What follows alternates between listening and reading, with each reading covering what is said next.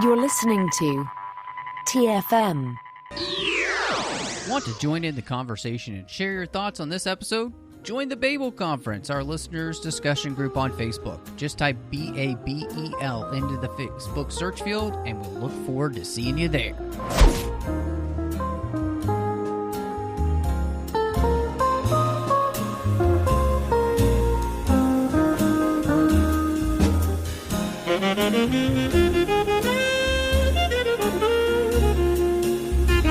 Welcome to TFM's Local Watering Hole. I am just one of your hosts here, Matthew Rushing, and so excited to have back with me, as she is pretty much... Oh, wait. Have you been playing with the memory key, or... Oh, excuse me. Isn't it the identity key, or... I don't know. You've been playing with one of the keys, because you look a little bit different. Are you still Christy? No. Hey, can you take this from me? I can't do that. Sorry. My name's Dodge. Oh my. It's so funny because I totally forgot, honestly, that this show was going to be coming out this fall. Mm-hmm. And I am so glad actually to be back in the Locke and Key universe. That we really both enjoyed season 1. So really excited to be back with season 2 this week. Yeah, I am so, it really did kind of miss us both because I wasn't really aware of it till you were like, have you seen season 2 yet? And I was like, wait, what? There's a season 2? Yeah, really excited. Yeah. Yeah, and we were just talking about this before the show started recording, but, I think Netflix, I don't like the way that they do their shows where they just drop everything on one day. I think it's a mistake these days to do that. I think, things like the Marvel shows and the Star Wars shows, and even the shows that you get on like HBO Max, it's like one a week. You might put out like the first 2 episodes and then the rest of it you got to wait for. And I just feel like they just drop content and people forget it's there because it's like, well, unless you watch it in the first week, like who's talking about it? I don't get it. So that maybe doing the one a week builds the suspense more and has people hanging on, waiting for the next one.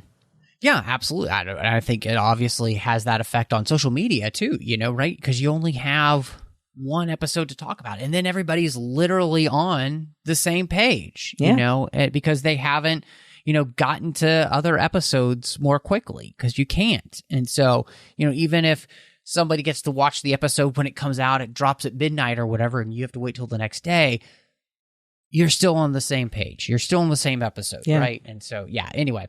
But before we get into talking big time about Locke and Key Season 2, just a quick reminder, of course, you could find us wherever you do get your podcasts. Really appreciate everybody listening. And, if you want the shows as soon as they drop, even the bonus shows here, you want to make sure you're subscribed. So, and you can find us wherever you get podcasts. So pretty much every single major platform or podcatcher, just subscribe. You get the show as soon as it does drop. And if you are on Apple Podcasts, special request is that you would give us a star rating and review. We've got tons of great star rating and reviews over there. And, well, those really do help people find the show. I know it sounds weird, but the metrics say that we get most of our listens from that ecosystem. And so we would really appreciate you going over there to do that.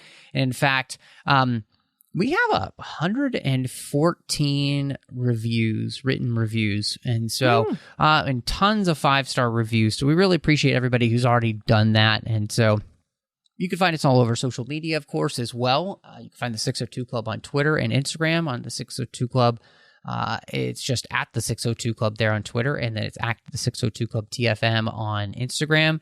You can find us with the entire network over on Facebook at facebook.com/TrekFM. And then, of course, you can join the listeners only discussion group, which is on Facebook. It's called the Babel Conference. So if you'd like to talk to listeners from all over the world in that closed group, you can join there. And of course, we've got the website at trek.fm. And we do want to say a huge thank you to all of our associate producers here on Patreon. Ken Tripp, Davis Grayson, Ryan Maillet, and Daniel Noah. We want to thank them so much for joining the show and supporting the show through Patreon. There is absolutely no way that we could do this without their support. And if you would like to make sure that Trek FM doesn't have to close our doors and that the episodes keep coming to you each and every week, go to patreon.com/TrekFM and see how you can be a part of the team. So, Christy, we mentioned this a little bit, but just to kind of refresh from where we left off with season 1 and then moving into season 2. Where were you? Were you excited when season 1 ended to get to a season 2 of Locke and Key, or was this just something that you were like, oh, I mean, I'll watch it when I get a chance to? No, I was really hanging on, waiting for a season 2, because the way that they left off season 1, if you remember, was they were trying to get rid of Dodge by kicking her into the portal in the sea caves, and Dodge had used the identity key, and they actually kicked Ellie in and then locked her in. And we didn't know if they would ever find out that they actually got rid of Ellie and not Dodge. We didn't know how that was going to play out with Dodge now being still in our world. It just left a lot of things open-ended in a really great way that just keeps you ready and waiting for the next one. Yeah, I have to agree with you on that. I think this was definitely a show to which they had done a great cliffhanger and really kind of left you on the edge of your seat. Because like you said, they did this thing where they took a character that, you had grown to really like, and they threw her into hell on accident and didn't realize that they had done that. Yeah. And I think I was really excited to see, how they would play with that. And I think, it was one of those things where there's so much content coming out these days. And, we talked about that last week when we were discussing Red Notice with Scott, and just the fact that it can be so hard to remember that content's coming out because you have so many different platforms and so much is getting dumped on us all at one time. But I was very excited when this was coming, and it came out a few weeks back now. It's been probably a month or so since the show actually dropped, but I had waited till we were going to record about it to kind of really sit down and watch the series through this second season, so I'd be fresh. And man, I did not expect this season necessarily to do what it did, and I'm very glad that it did, which is that we actually really got into the history. We got into the history of the Lockes and how they have this power, how the door got discovered, and all of those things, and how far it dates back. And to me, that was really exciting, and I think actually really added a lot to the show to kind of give us answers to a lot of the questions that the first season had raised. Right. Like, I think everyone's probably biggest question initially when the show started was, where did the keys come from? How did they get made? Why are they here? Like, we know obviously what we're right. Learning what each one does, but why? And then, ultimately, what's the goal of using them? What's it going to accomplish? So I think that it was really good, like you said, that they got into how the Locke family ended up starting in this house, and how they're connected to the keys, and the process of making the keys was really cool. Yeah, and every time somebody said "keeper of the keys," all I could think of was Hagrid. So with that revelation, though, about the keys themselves and where they come from and all of that, what did you think then about the answers that we got? The fact that, this goes back to basically the Revolutionary War is when this cave was, first discovered, and the Lockes first kind of intertwine themselves with this power. It's interesting because I'm not sure how they're going to connect that piece of it. because they clearly, showed that as a defining piece of the story, and that it was, the colonists versus the British. But I'm like, is that then going to be part of the future season if they do one? Or is it purely still about just human world versus demon world? So that'll be interesting. Oh, you mean like, is it going to be British against Americans right, again? Like how does that really connect to the rest of the story? It seemed irrelevant to me, so I'm just kind of like, but maybe it was just because of the time period they wanted to make it in, that they were like, why not just start it there? Yeah. I thought that it made sense to me that they would kind of move that far back and maybe not go any farther, because if you're going to kind of ground this in any kind of history or reality, I mean, just put it this way, white people have only been here for so long, right? Right. And so to have this family be the one that was connected with this cave, it made sense that, the Revolutionary War was the kind of the tipping point.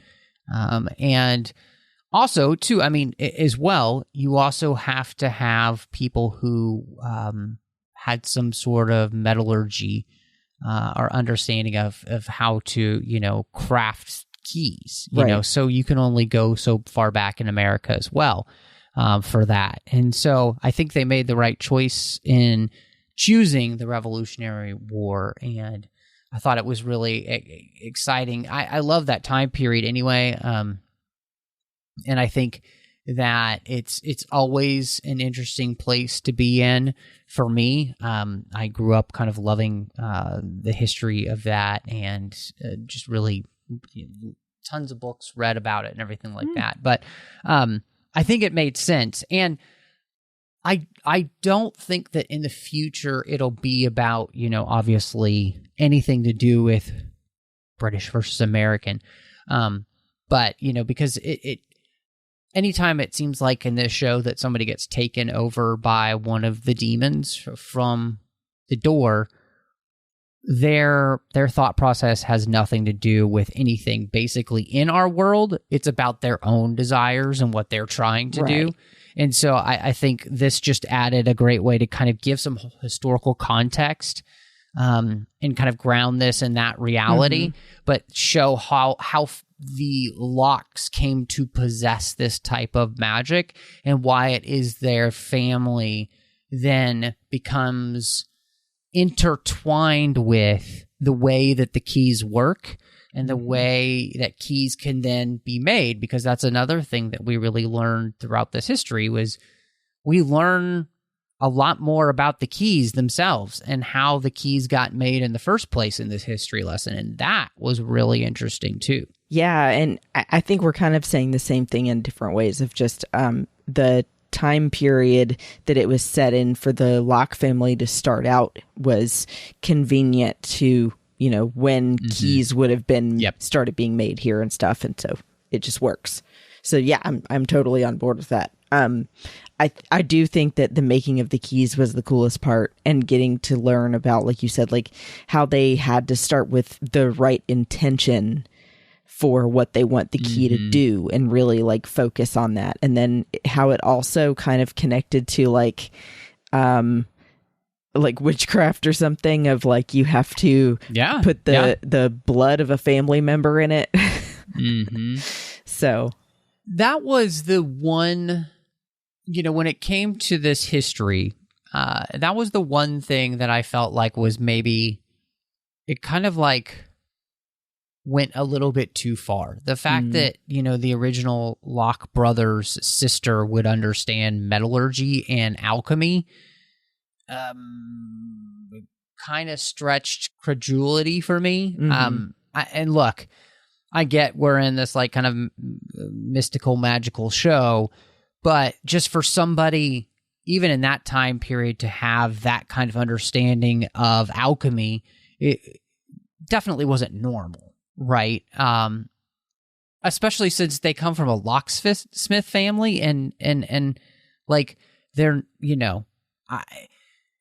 I don't know. That was the one thing in this that I was just like, I don't know that anybody would just absolutely know that off the top of their head. Yeah, no, I agree with you. How they were saying that the original colonists' sister, Peter Locke's sister, was suddenly knowledgeable about alchemy. Yeah, I didn't buy it either. It was like, what book did you read? Were you doing this? Yeah. In your own little cave before this happened? So that was weird. Yeah, because I mean, again, and I guess in that time period, there's a better chance it would be more of something that one would have some familiarity with than now. Mm-hmm. I mean, alchemy is not necessarily a thing that, unless you're really into the idea of fantasy stories and those type of things, that's how, why you would understand alchemy. In fact, alchemy and its properties and kind of its understanding of things is a really big part of the Harry Potter series, actually. And really kind of follows many of the main tenets of alchemy, which is fascinating, interesting book. If anybody's interested, they can hit me up on Twitter if they want to know more. But that part, yeah. I think, though, too, one of the things, on top of the fact that we get this history lesson is one of the fun things about this show is this idea of keys, right? And here we actually truly learn what these keys are, which it's not just that if you get shot by one of the whispering iron bullets that you become infected with a demon. These keys are literally demons. Right, because everyone has to be made from whispering iron. Mm-hmm. So, yeah, it's basically just like a demon encased in a key. Yeah, it's a demon key. And so before we kind of talk about the new keys we got, one of the things that I wanted to ask you, because this kind of, their Uncle Duncan says that, they're neither good nor bad. It's the intention that you give them. Mm-hmm. And I was thinking to myself, well, but I mean, it's still literally a demon trapped inside of it. So, like, what true good can happen by taking something evil and just giving it a better intention? Like, it's still powered by a demon. Mm-hmm. And it almost it really struck me as like, how good can these things really be? I mean, you can make good keys with good intentions, but isn't that what the road to hell is paved with? With good intentions? Yeah. Exactly. And so maybe playing with this power isn't good at all because, and for all the quote unquote good they do, it's also cost a lot of lives. Exactly. Well, and if you look at, I mean, unfortunately, the situation with Tyler thinking he can now make a key makes the alpha key, which you think, especially with the name of that episode being Alpha and Omega, is possibly going to be a good thing. And I mean, it is from a certain point of view, but it ends up killing Jackie. I mean, Well, I mean, it ends up killing a lot of people. Well, yeah, I mean, because they were all possessed by demons. Mm-hmm. But I think also, I noticed, I don't know if you noticed this, but if you look at all the other keys compared to the alpha key is the only one that actually doesn't really look like a key on the end.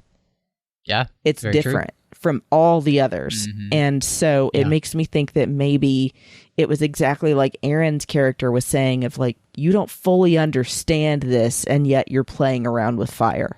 Yeah, I like what you're saying there because, and I saw the same thing when they made the alpha key because yes, it is very different. And it's very true that the beauty of the alpha key is that it does free you from the demon, but then you die because it's like your body can't continue on after being controlled by a demon. Right. And so this just, it really led me to think, and I wonder if season 3 is going to discuss this at all. Because, and something I guess we'll talk about later is about where Tyler, ends up by the end of the season and what he chooses and why he chooses that. But it does almost seem like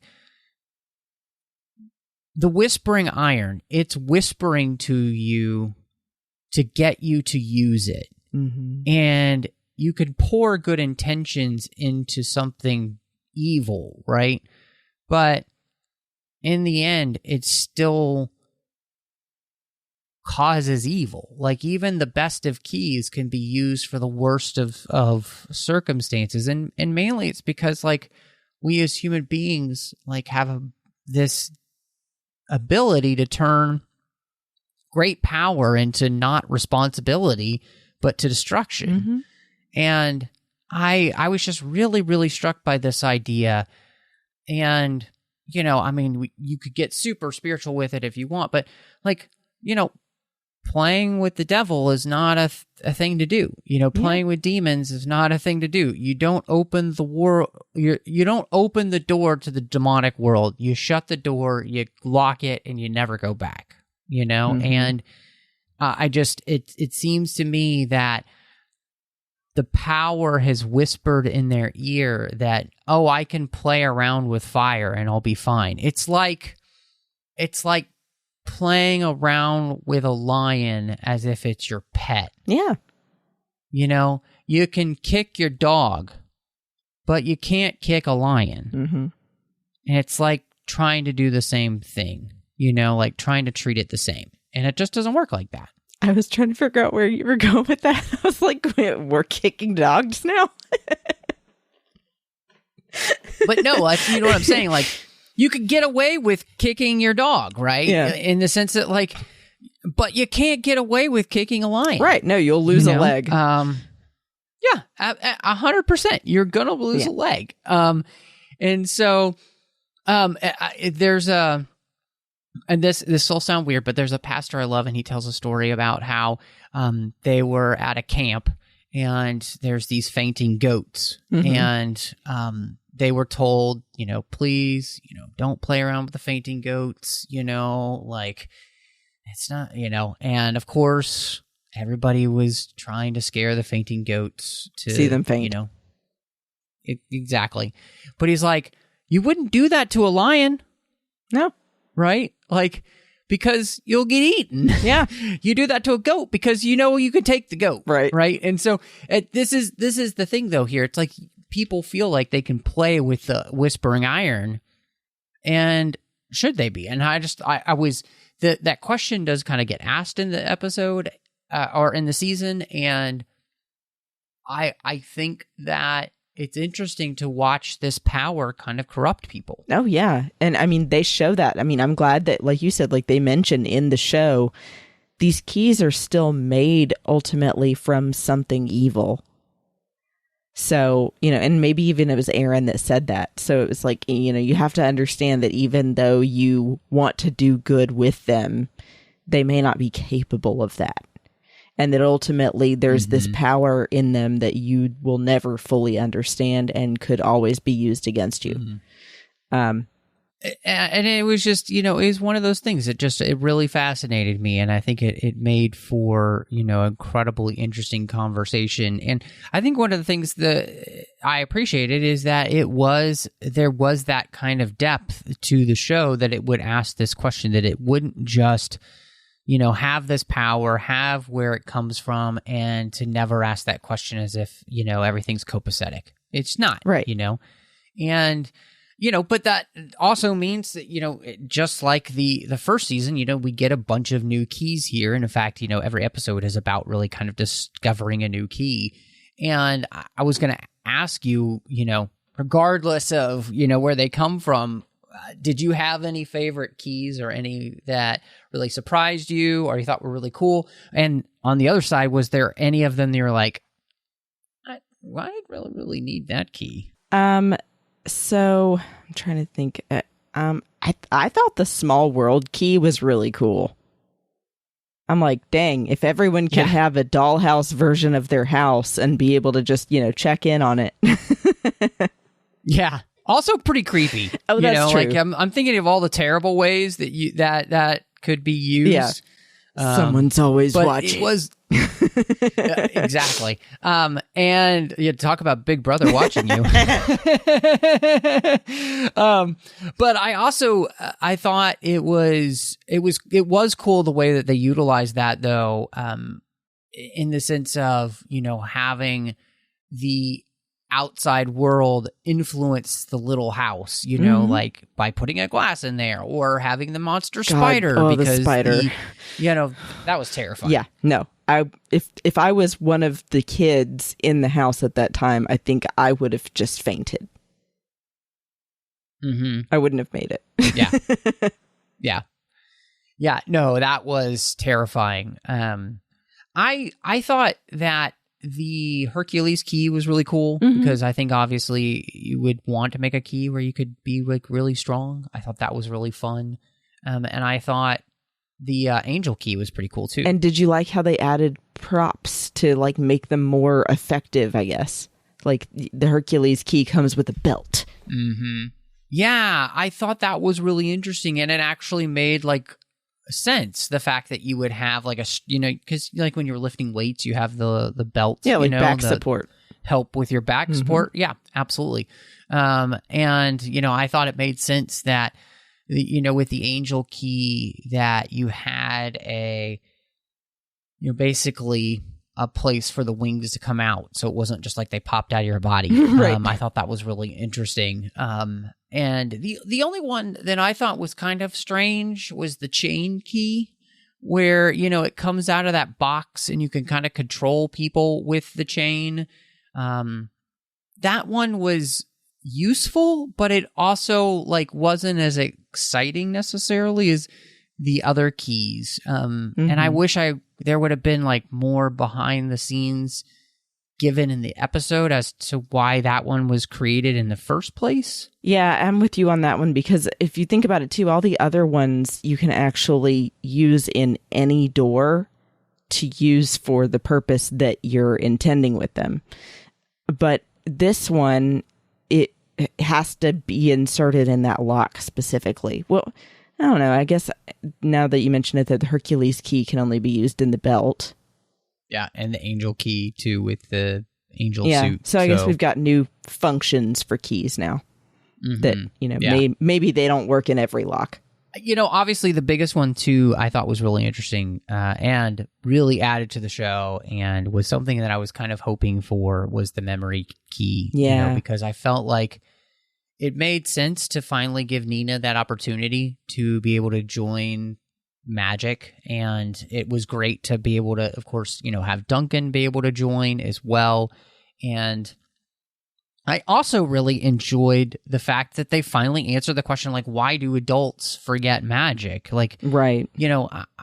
I thought this is one of the things that I thought was really good about the season is that, again, it was answering a lot of questions that season 1 had raised, and it was giving you satisfactory answers, I thought, to that, while subtly raising some new questions, which is always smart, especially if you're going to continue a show. Mm-hmm. Yeah, like it's... I'm sorry, can you repeat that again? I've kind of lost it for a minute. No, I was just saying about, how the memory key gives us the answer to like why people lose the memory of magic as they get older, why they don't remember that kind of stuff. And that's why I pulled that stunt of losing my memory. Yeah, see, there you go. Very funny, Christy. I took you totally seriously there too, you jerk. No, so yeah, I think that it was really cool to finally get to see that one to show how it affected Duncan, but then also, like you were saying, how it can be a good thing and a bad thing. The memory key was helpful, as we saw toward the end, with Bode trying to give his mom a little bit of peace. But then also it could be a bad thing, when Tyler and Jackie are going back and forth, you can really suddenly see that sense of like, it's not now just about it giving you back memories or taking memories away. It can also be a question of free will. Jackie basically chooses to grow older and to change and to intentionally not remember magic because she wants that choice. Yeah. And that totally makes sense. And I'm glad that Tyler didn't press it on her. You could tell that he wanted her to do it because he wanted that connection to her like they had before. But it was good that they showed that it was a choice, because once you make that choice, you can't take it back. Mm-hmm.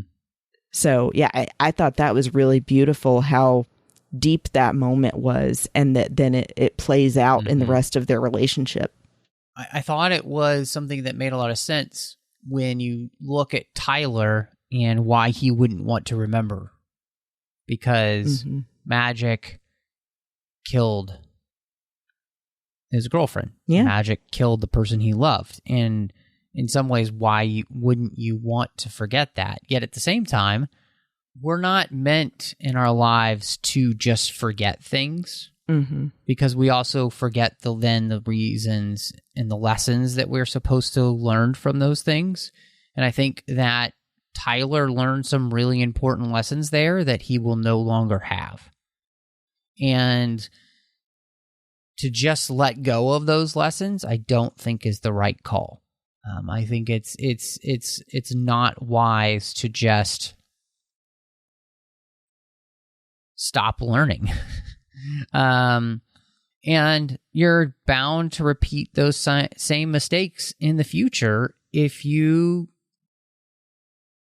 don't learn from your lessons. And I think that's the thing that really I'm worried about for him is like, how might he repeat the same mistakes and not know it because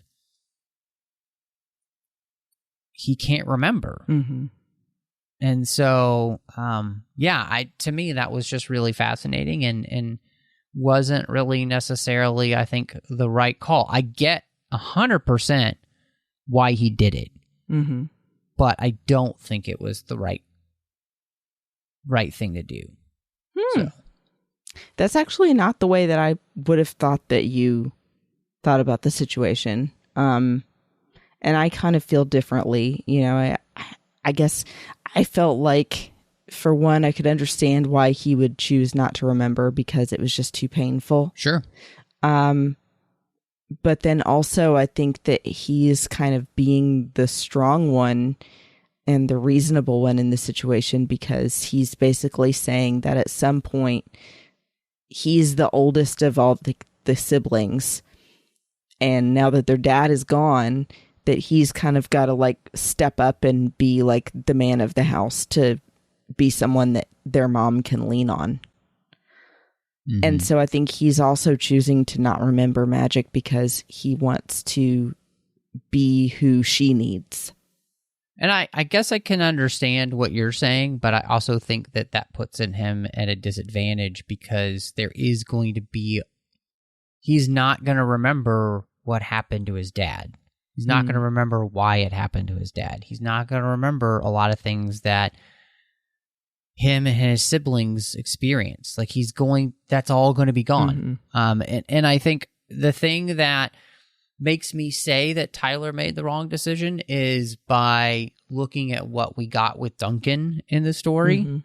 And Duncan, we saw how him not having his memories really hurt him. It hurt his relationships. And because there was this thing that was between him and those he loved. We also see the way that it's hurt Nina because there's this part of her that feels disconnected from everybody else because there's something missing. Truly, there's something missing. And I also think that the show shows us the reason that it's a mistake is because remember what happened when Kinsey took her fear out. Oh, that's true. When you're missing a part of yourself, you're missing a part of your history, you're missing a part of who you are, you're not whole. And Tyler will not be whole because he's literally excised a piece of him And I just, so those are all the reasons I would say I think it's a mistake. So I get that. I'm glad that you added that part, because I do think I wasn't thinking fully about that piece of it. And two, I mean, I worried about, to play devil's advocate for a minute, I worry about the future if they come into situations like this again, and now it's just going to be Bode and Kinsey versus the world. He won't be able to help them. Yeah. They'll have, Nina, and they'll have Duncan. Yeah. But you're absolutely right. And it makes him a liability instead of a help, right? So, yeah. No, I think that's a great point as well. And as another kind of good point as to why maybe he's making the wrong decision. Yeah. I mean, obviously, it's a whole season of television. It's 10 episodes, and there's a lot of story here. Mm-hmm. But the main storyline is that Gabe, who is Dodge, is working with Eden to try to make more keys, and specifically a demon key, so that he can create more demons so that he can take over this world. Mm-hmm. And it's our, heroes' jobs to stop him. And so I thought that, we've talked a little bit about the storyline that we got there for Tyler. And so maybe it might be a good idea to try and just tackle this by character. Yeah. And so instead of obviously trying to talk through 10 episodes. So what did you think about the storyline we got for Kinsey, who has been dating Gabe, and, she had taken out her fear. And how do you feel like they progressed her in this season? And did you like where they ended up taking the character? I felt like she had the strongest story of all the characters in this season. And I liked that, because in the first season, I have to admit, she was a little annoying to me. She seemed like she was just the sulky one. And, we did see her take her fear out before, which then I felt like made her even worse, because she was just like, I'm not afraid of anything, and I'm the sulky one, So this time we really got to... Now I'm super obnoxious. Yeah. But this time we really got to see another side of her, a softer side, and got to see her struggling with having chosen Gabe to be in a relationship, but then still having feelings that were unresolved for Scott. And then ultimately being justified in having that uneasiness, because it turned out that Gabe was playing her the whole time, because Gabe was actually a demon. Right. And I like that they still continue kind of that mention on the sidelines of her doing this movie, the splattering. It's kind of a funny parallel that they're kind of in a horror story in their quote unquote real lives, and then she was an actress in a horror movie. Yeah. But it was just a good way to kind of keep those characters together a lot. And I like that she ends up becoming a lot stronger on her own and realizing these things that she had done wrong. Like, you can't just remove your fear and be like, haha, I conquered it. No, you just moved it. You have to learn how to live with it and control it, not just take it out. Yeah, I think, that's a really good point about her character. And, I think in many ways it kind of reminds me, obviously, of Star Trek, 5, where Kirk talks about how he needs his pain. And I think really what it is, and one of the things that we've talked many, many times about in this show, really is the need for us to have our history and to understand our history, not just larger history, but our own, right? And so if we remove a piece of ourselves, we are going to hurt ourselves. And fear is a big part of our lives. And it's not always a bad thing. Yeah. And when it's working correctly with the rest of our senses and our understandings of the world, it can save our lives. And so absolutely, I agree with you. I think Kinsey became a much more likable character in this season. I think she had a great arc, like you talked about, and I think it was really nice to see her get a chance to kind of, I guess in many ways, especially when she gets her fear back, she has the ability to think about other people other than just herself, really. Yeah. And I thought that was something that was kind of beautiful as well. Yeah, because you also have to have some kind of fear in order to then decide to rise above it and protect the people that you're afraid are going to get hurt. You know, like that's when she really kicks into wanting to protect her mom. Yep. Wanting to protect Bode. I'm glad we actually got to see that she cares about Bode. Because most of the time it seemed like she was spending all her time with Tyler and he was just, you know, some kid that was in the way. Yeah, and, you know, I thought it was great to see, you know, Bode have to, you know, he lost his best friend in Rufus, and, you know, he's trying to make new friends, and obviously it's not always as easy for him to make friends, and, you know, he gets that opportunity here to do that, and I liked kind of watching him be slightly more assertive, you know, and start kind of becoming his own person, you know, aside from just the one who's following his siblings around. And, you know, I think the great part about Bode as a character is that he's really well utilized for the story. Yet at the same time, they don't overuse him. Right. And I think they kind of have the real good equilibrium of just how much of that character we need in each season. And I think, yeah, I really enjoyed what they did with him. And like, I don't think there's anything for me that's super specific other than the fact that I think he's just a character in this show who usually ends up helping move the plot along. And at the same time, the kid is a really enjoyable child actor, and I enjoy when he's on screen, and that's a huge plus. Oh, definitely. I mean, not all child actors are created equal, and he definitely carries the scenes that he's in. I think that you're right that he doesn't play a huge role, but you could definitely always see how his presence affects things and helps it move along. Like, you know, he was the first one in this season to discover that Ellie was the one that got kicked inside the door. He uses the anywhere key to go visit Rufus and find out those things. So that was cool. And I like that he got to show that he was still a kid, even though he has the ability to use these keys and things. Yes. Yep. Kids still make silly mistakes because there's a lot they don't know yet. And I think that Exhibit A was him thinking that he had the upper hand against Eden when the glass was over her. Yeah. And then it starts to break. And you can see it on her face with excitement and his face with terror of, oh no, it's not indestructible. Right. No, absolutely. I think you're 100% correct there.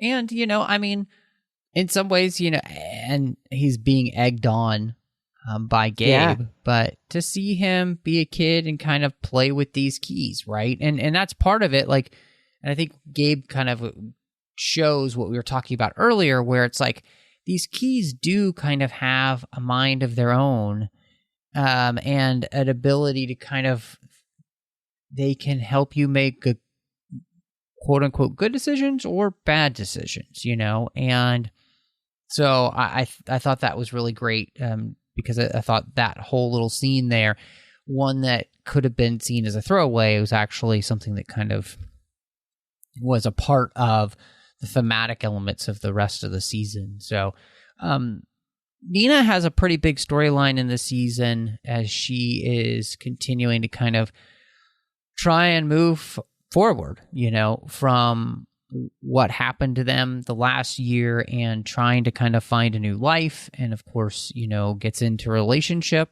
with someone. And so how did you feel like all of that went for her, especially where we end then too with the possibility of her joining the world of magic. So I'm going to be a total girl for a second and say, whew, that one scene, I was sweating because they had some chemistry. Her and Josh, holy crap. I'm glad that Nina finally was starting to realize that she missed in a good way, a meaningful way, just being held by someone and feeling needed, because she had gotten to a point where she was so caught up in her own grief that her kids had to move on. And then at that point, they had all moved on without her. And not that they didn't need her anymore, but, you know, she felt that way. She felt very alone. And then all of these strange things are happening that no one will explain to her. Right. So, yeah, I mean, it was nice that she finally got to meet someone that she could have a conversation with, feel like she mattered to, and be pampered. Yeah. No, I agree with that. And, you know, I think what the part that I really enjoyed about her storyline was the way in which she realizes that she does need to find a life of her own, but at the same time, she also realizes that, and this is the part that I really enjoyed, is that she realized something is missing between her and her kids. Yeah. Like, there are things to which she, and this is the thing about the whole part about magic, is there is something that she can remember basically missing. You know, it's like little pieces of her, and they keep adding up over time. And I thought it was really nice to be able to see that makes sense. And to see her, you know, again, when Bode finally gives her that choice to join, you know, the world of magic, you know, I hope that she'll make that choice, because I think it'll be more fun to actually have her as a part of the stories rather than, you know, kind of on the sidelines. And obviously, I think it's going to be really important moving forward for her to be a part of the world of magic. But I did think, you know, they had chemistry, and I thought it was really interesting. I was really worried. Maybe this is a good time to, you know, talk about the new characters. But I was actually really worried that Josh was going to end up being a bad guy. And I appreciated that the show didn't go that route. Yeah. By having him be a bad guy. And I thought it was nice to, you know, he's a little bit behind Nina because of what happened to him, you know, having just lost his wife, and it's still very fresh, and he's kind of going through all the stages that Nina did. And what I really appreciate about the show, and I think it's really realistic, and I thought was really well done, is the fact that if anybody has been through a tragedy or a time where they have lost a loved one or have gone through like a divorce or something like that, any time that you have been separated from somebody, you can't just jump into a relationship and have it work out. That's just not how things work. It just takes time.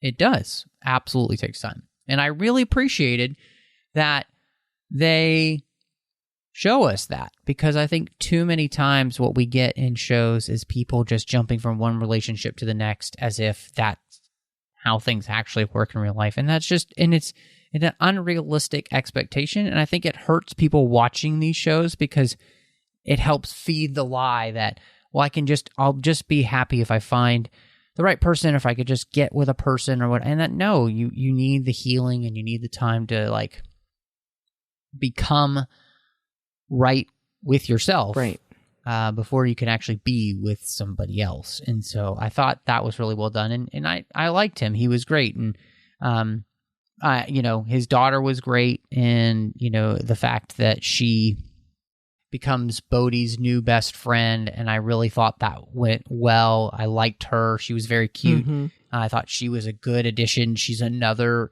good child actor which again, this show has done a great job with all the kids that they've cast. And so I really appreciated Josh and Jamie, and I thought they did a great job with that. I did want to ask you, though, if you ever had the thought at one point that they were going to say that Josh and Nina are actually family members. Because they're talking about his descendants and her descendants, and I was like, oh no, please don't tell me they're going to be like, they're actually related. Oh yeah, let's not do an accidental, Luke and Leia or thing. Game of Thrones go thing. The whole Game of Thrones route. No, thank God, I don't think they're going to go there. So no, thank goodness they did clearly state that he was related to Frederick Gideon, not Peter Locke. Right.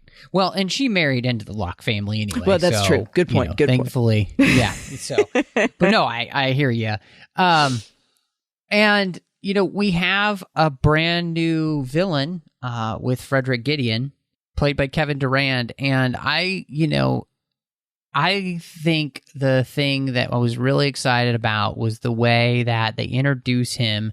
He's despicable and terrible, and I love that we have him to look forward to in season 3. Right, like he was despicable before he was possessed by a demon. Yeah, and then that just mixed in and made it worse.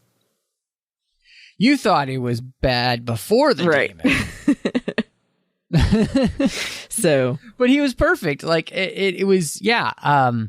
And I think it's really interesting too, because what it does is that kind of like it amplifies then who he is, like it's amplified all of his worst tendencies. And so you put that kind of ambition and terror in a person before, demonhood. And now it's just going to be, well, all hell breaks loose. So, and I thought it was so fitting, unexpected, but fitting surprise that he dumps Eden in the well to get her out of the way.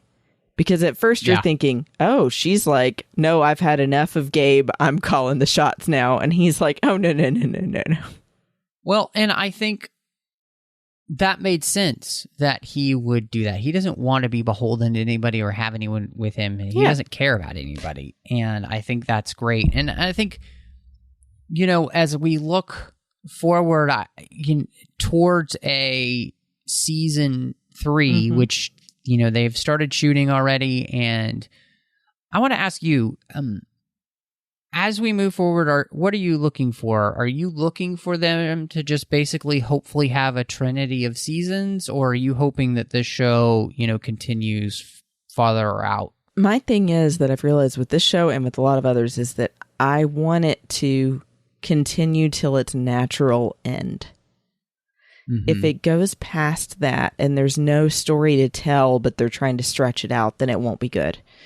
I think here they've still got enough to go on because there's still so much mystery. We need to find out what happened to Ellie when she was inside, that hell of the Omega door or whatever.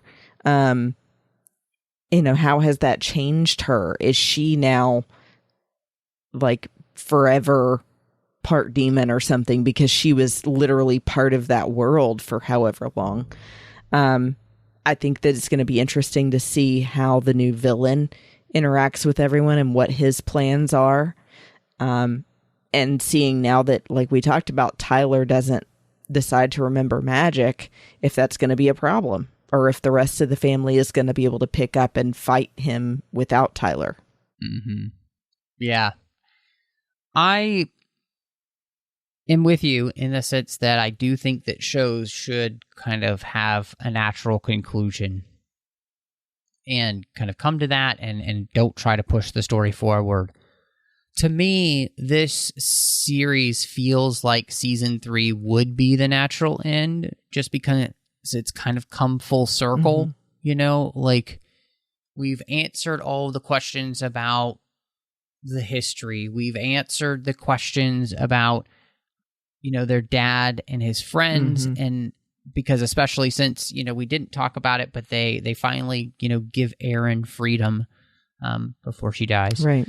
And so moving forward, I think this show feels like, now that you've brought it back to the original enemy for the Locke family, this is the natural end. Like, this is the big finale of like the full season's arc, and that if you tried to extend it past that, it's like, well, I mean, who else could be a bigger enemy than the one who's been plaguing the Locks from the very beginning? Right.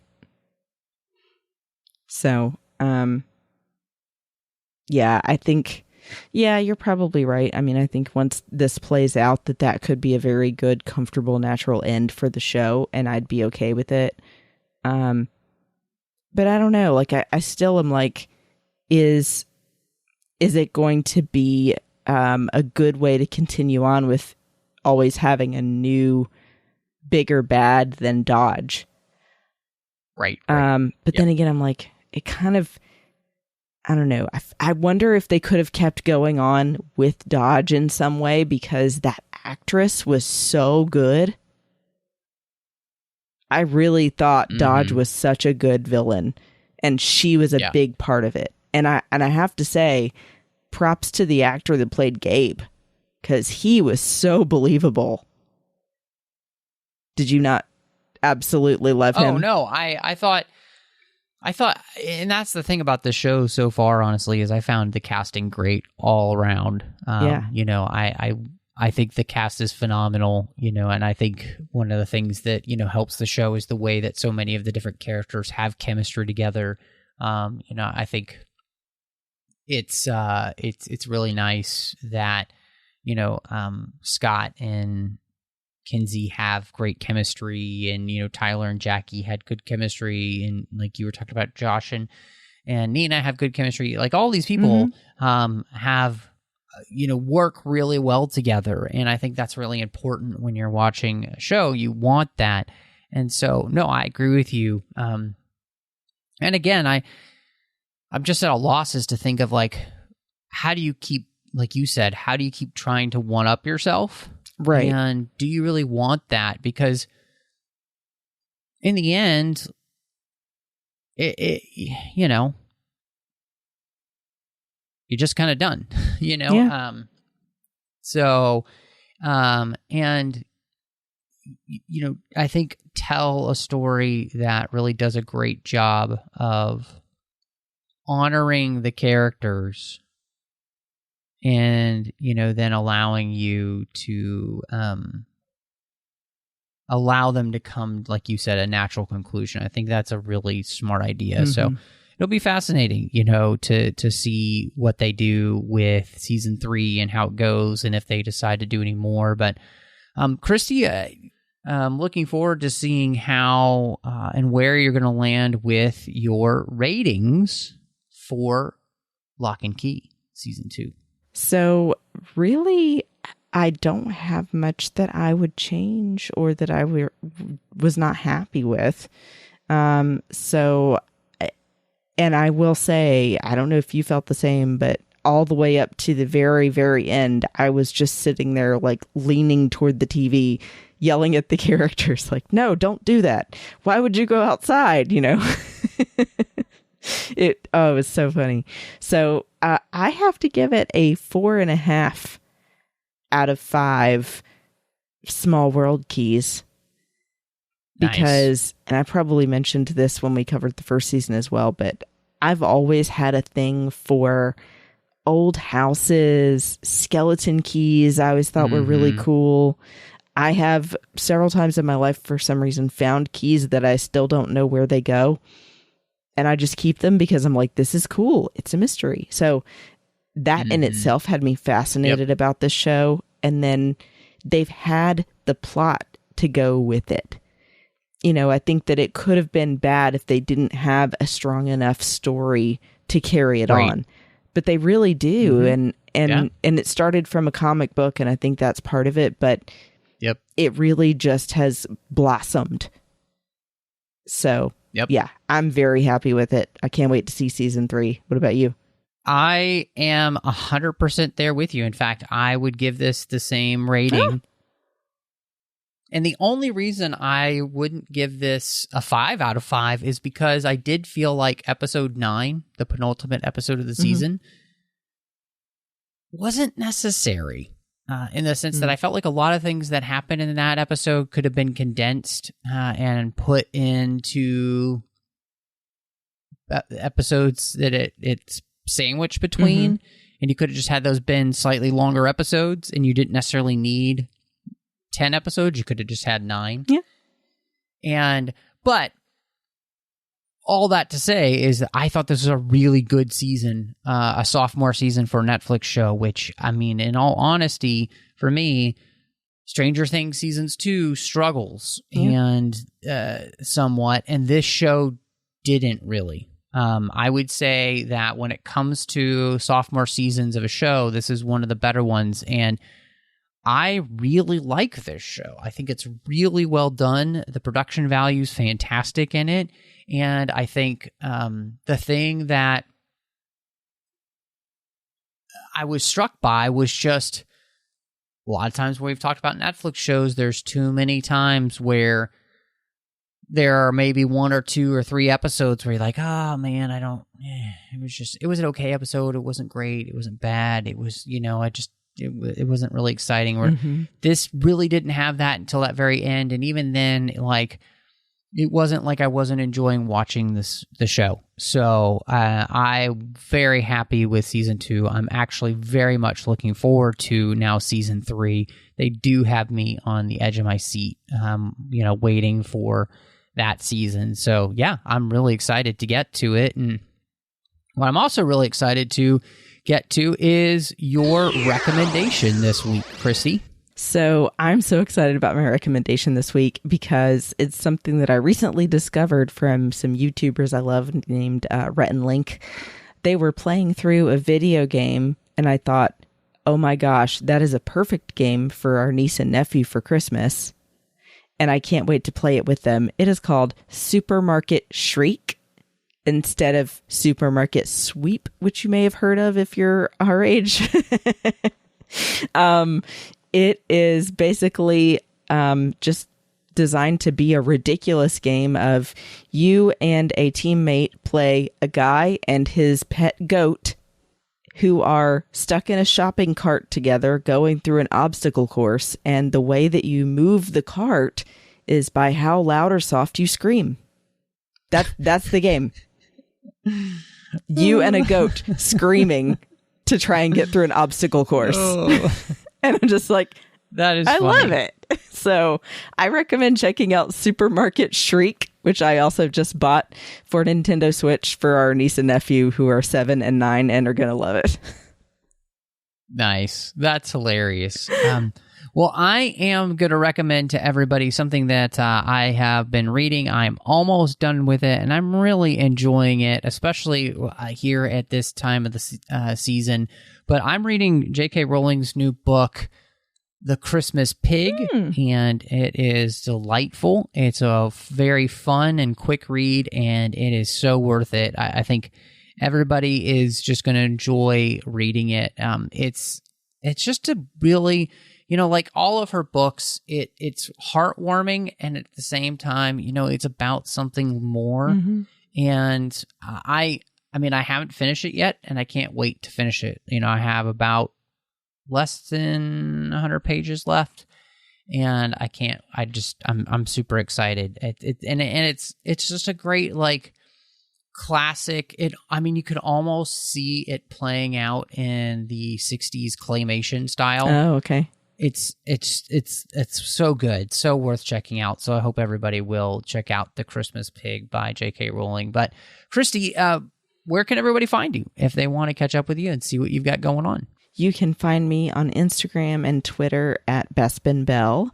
And of course, also sometimes in the Babel Conference. And then when I'm not here on 602 Club, I also do a show called Sabers and Spells with my friends Amanda and Teresa, where we talk about geeky stuff we don't usually get to cover. So I hope you'll check that out as well at Sabers and Spells on the Skywalking Through Neverland Network. Of course, you could find me all over social media under the name MattRushing02. So, whether that's Twitter, Instagram, Vero, Letterboxd, all those places, you can find me. You could find me here on the network in the 602 Club feed with a couple of bonus shows you can check out. Snyder Cuts as well as Assembling Avengers. Both of those are with John Mills. Of course, doing a few other shows here on the network, doing Literary Treks, The Orb, and Warp 5. Literary Treks is about the books and the comics of Star Trek. Warp 5 is about Star Trek Enterprise. And then The Orb is about Star Trek and Deep Space Nine. And then over on the Nerd Party Network, 2 shows. One is a finished show. It's completed. We talked about Harry Potter. It's called Owl Post, and I did that with Drea Kaufman, and we went through every single chapter of that series. And then talking about Star Wars each and every week with the great John Mills over on Aggressive Negotiations. But as always, thank you so much for joining us. And y'all come back now, you hear?